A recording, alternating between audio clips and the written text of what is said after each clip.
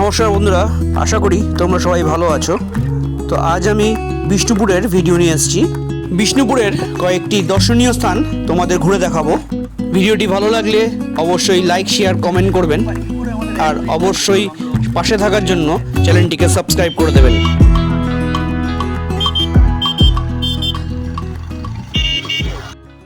তো বন্ধুরা, আমরা বোলপুর থেকে বেরিয়ে এসেছি। বোলপুর থেকে আমরা এখন আছি ডোমরায়।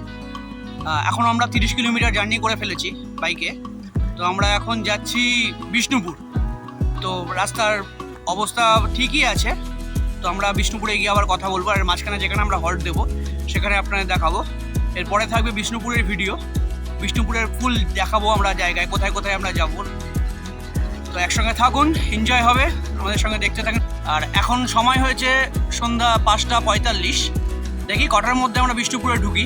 আর 83 কিলোমিটার মতন বাকি আছে বিষ্ণুপুর ঢুকতে।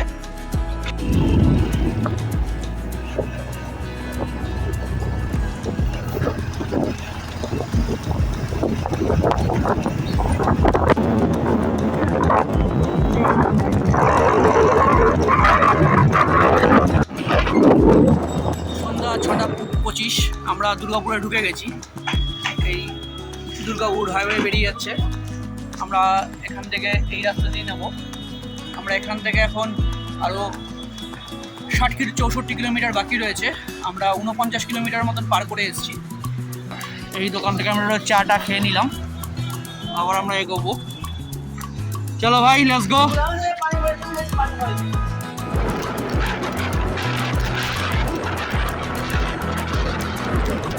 আমরা বিষ্ণুপুরে পৌঁছে গেছি। এখন রাত 9:15 বাজে। তো আমরা একটা হোটেল নিয়ে নিয়েছি। এই হোটেলটা সকালবেলা আমরা বাইরে থেকে দেখাবো। এখন যেটা দেখাবো হোটেলটার রুম অ্যারেঞ্জমেন্ট আর বাথরুমটা। তো এখানে একটা আয়না রয়েছে, ডোর রয়েছে, টিভি রয়েছে, এখানে একটা ওয়ার্ডরোব রয়েছে, আর এরকম দুখানা বিছানা, আর আমাদের হেলমেট সব রয়েছে। বুঝতেই পারছেন যা অবস্থা। আর এটা হচ্ছে হোটেলের কার্ড। আমাদের এই বাথরুমটা দেখিয়ে দিই।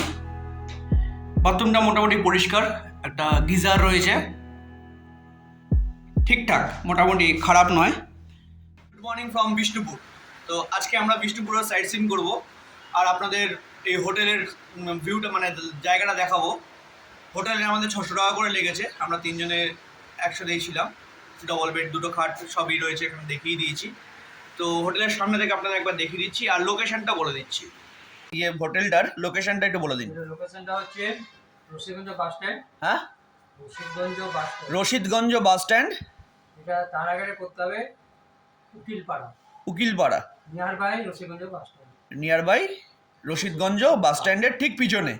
হ্যাঁ, ওইদিকে সামনে রশিদগঞ্জ বাস স্ট্যান্ড রয়েছে, এই ওইদিকে রশিদগঞ্জ বাস স্ট্যান্ডটা রয়েছে, আর ঠিক অপোজিট সাইডে এই লজটা রয়েছে। উপরে রেস্টুরেন্টও আছে, চড়ুইভাতি। এখান থেকে আপনারা খাওয়া দাওয়া করে নিতে পারবেন। তো এখন আমরা যাব রাসমঞ্চ।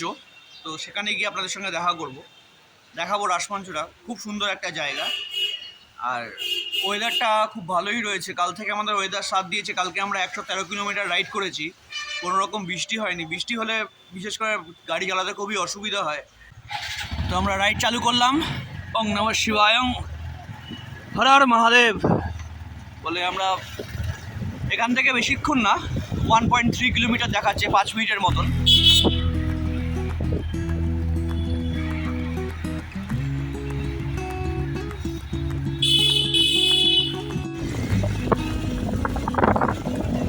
চলে এসছি।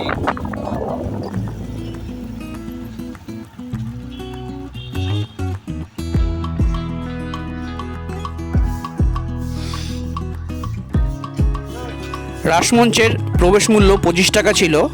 এরপরে আমরা আরও 2 স্পটে ঘুরবো, সেখানে ওই একই টিকিট দিয়ে আপনারা ঘুরতে পারবেন।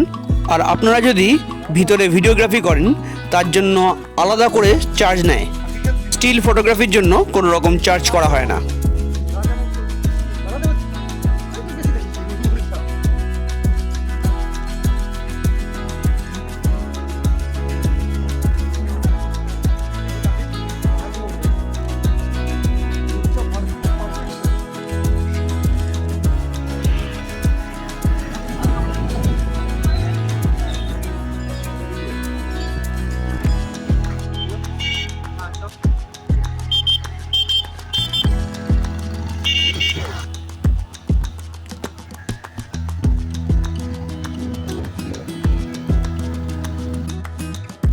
আছি শ্যামরাই মন্দিরে, এখন বাজে 9:30।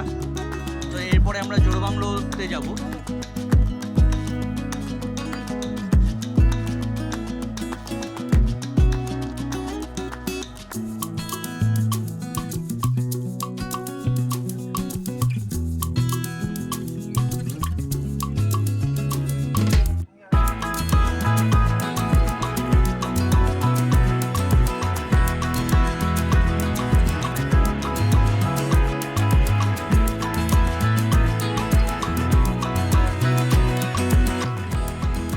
বাইকে করে আমাদের 1 মিনিট লাগলো জোড়বাংলো মন্দিরে আসতে।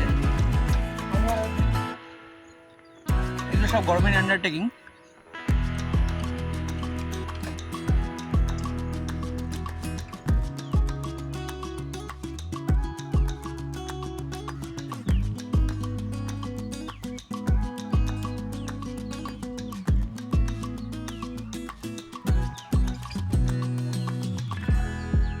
খুব সুন্দর সুন্দর টেরাকোটার কাজ রয়েছে পুরো মন্দিরে। ছোট্ট কাঠবিড়ালি ওই ফুকো দিয়ে উকি মারছিল।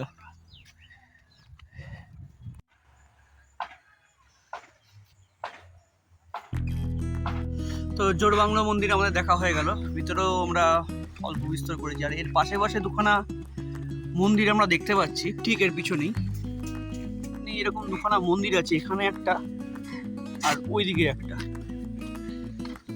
এই লোকাল লোকের থেকে জিজ্ঞাসা করতে হবে মন্দিরগুলো কিসের।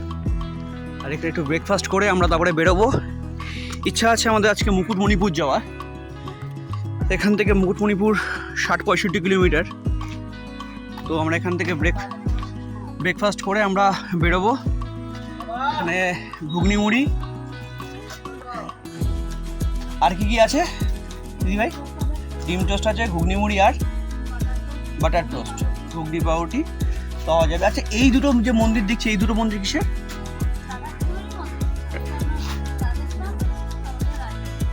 রাধেশ্যাম আর লালজু। আচ্ছা, এই দুটো মন্দির রাধেশ্যাম আর লালজু। এইগুলো আসলে এখানে একবারই ঘুরে যেতে পারবেন। এগুলো আবার টিকিট লাগে কিছু না। তো আমরা এবার বেরোলাম মুকুটমণিপুরের উদ্দেশ্যে। এখান থেকে 73 কিলোমিটার। দেখি কতক্ষণে গিয়ে পৌঁছাই, রাস্তার ডিটেল সব দিতে থাকবো।